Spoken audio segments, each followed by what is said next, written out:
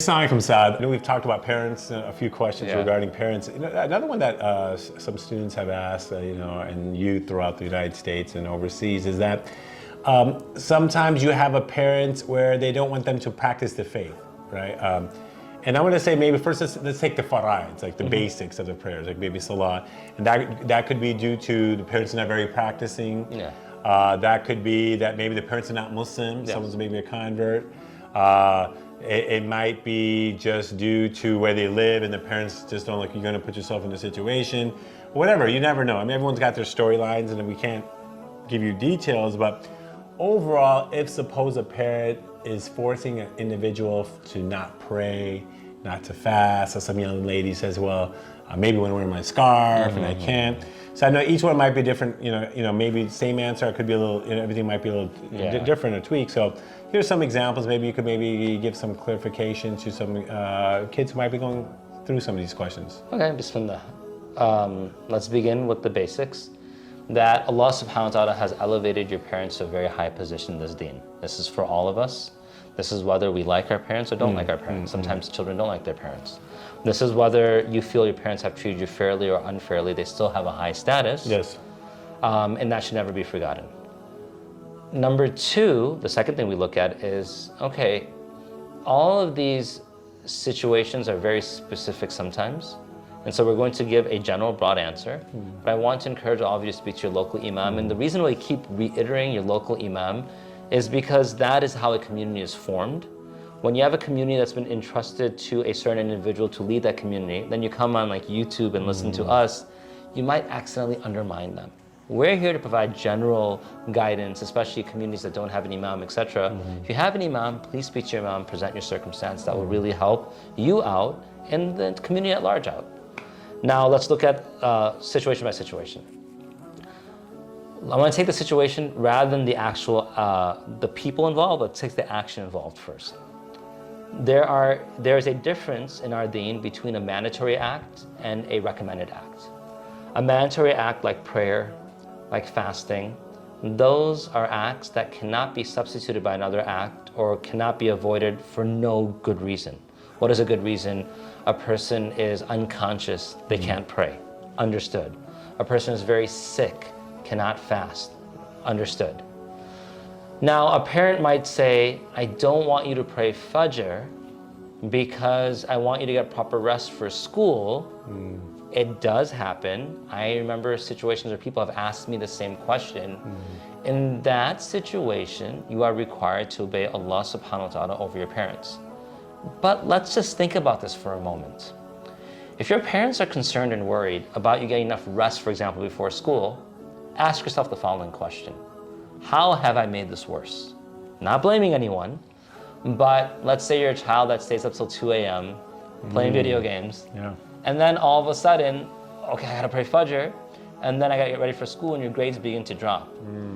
If we show our parents that, oh, Isha comes in at 10 o'clock, I pray at 10 o'clock, 10:15 I'm in bed, I've completed all my homework before that, and I'm going to get a solid 8 hours of sleep, because if Isha is at 10, you'll probably, well, not 8, maybe 6 hours of sleep, you probably have to wake up for Fajr until 4, 5, 6 o'clock. You have a lot of time to sleep.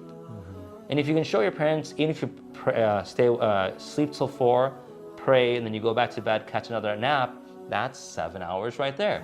You can show your parents, I'm going to be responsible. In my application of deen in my life, they may be more comfortable.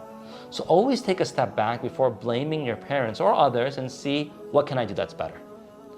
Now, there may also be a situation in which the parents are converts or the parents are Muslims who aren't practicing. So let me take it, I meant the child is a convert, or so the parents are not Muslim, or the parents are a family that doesn't practice. Have a level of sympathy for them because they're not accustomed to this yet. And so rather than being a means of their complaints, be a means of their guidance.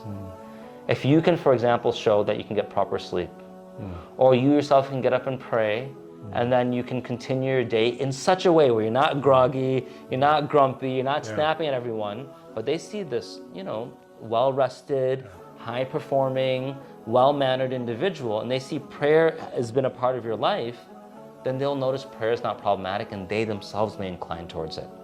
Now, what if my parents are non-Muslim? Well, similarly, think about their situation. Maybe for you yourself, a short while ago, this was also a foreign action. And it could be frightening. A lot of news channels show people bowing down, then like bombs in the background, or movies, etc. Like they show these things. Parents just want what's good for you. So if you're in the situation where they are not allowing you to pray at all, and they say, we don't want to hear you, get out of your room, then speak to your local scholar. But you may, for example, keep a water bottle in your room, perform the basic fard of wudu, which doesn't cause a lot of water to drip anywhere. Pray in your room and go back to sleep, and you're absolutely fine. Or maybe you can just go to use the restroom in the middle of the night and then do wudu, and then when time comes in, you can pray and go back to sleep without making your parents worried. But I always recommend being open and honest with them and ask them, then what is the situation? What is the problem? What makes you afraid? If they say, well, I just hate your religion, that's very different than I'm worried about you and the rest you're going to get.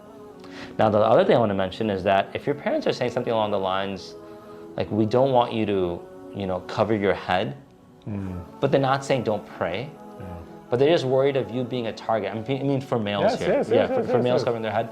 Like, in those situations, that's not the same as prayer. I understand a female covering her head, that may be mandatory, but a male covering his head, it's a high recommendation. But at the same time, your parents are really worried about it, and they don't want you to be overtly Muslim, but they're letting you pray, they're letting you fast, etc. Let them grow with you. Yes. It's all about growth. It's all about growing together. That's something that popped in my mind. I mean, you've experienced a lot of these things as well. What do you think? Yeah, I think what Shaykh Saad brought up, I think those are the key, like from the Farad. But one of the things that we have to realize, sometimes those small sunnahs, please make sure that if these are becoming just battles with the parents, right? Yes. They want you to practice, but they want to be like, hey, you're here and there's some event happening, and now you're like, well, I have to follow it this way. Yeah. This is the only way it has to be done. And say, for example, everyone's on the table sitting, and you're like, well, no, I have to sit on the ground to pray. Yeah, it happens a lot. Right. Yeah. So you have people, that they could sometimes, where I have to follow this, right? And so I think those are things you have to say, look, hey, everyone's doing this. Let's not, for the greater good. Again, not taking away anything from the faraids, where something might be a mustahab, something good to do.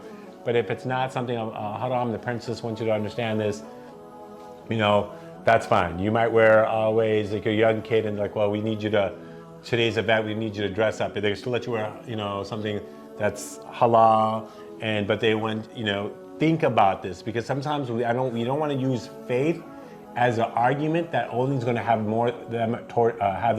have more of a hatred towards the faith, especially if you're a convert or someone who's not practicing the faith. And then there's sometimes where you don't want them to have this people around you. I was like, man, this person is just everything so hard to deal with. It's better just not to be around them. And then that's their picture of the deen, like everything's so rigid. So keep these things in mind too, you guys. May Allah bless you for always trying to follow your faith, and may Allah give you the hikmah and the wisdom and how to deal with your parents, inshallah ta'ala. Yeah. And as you go through, and their parents are going to be your parents until, even at 47, my mom still has suggestions for us. Yeah, absolutely. It's funny you mentioned the whole table example. I've had students who come, and look, he can even say, when I was younger, I was a bit of a firecracker too, and now I'm 41, but there's no benefit. If everyone's sitting on the table, and you go sit on the floor separately, you might be thinking I'm following the sunnah, but what you're saying is my prophet taught me to sit away from my family. That's not what he taught you. You have to say, how will they take it in? So you have to be very, very careful. What's the wisdom behind this? This is why I sit with the elders and speak with them, gain advice from them. Then they're going to go, having gone through what you did, and see the mistakes that they've made, and then say, look, I wish I did this a different way. And inshallah, you can benefit, barakah. Allah will give you guidance, help guide your entire family towards that which is best, inshallah. Ameen, ya Rabb.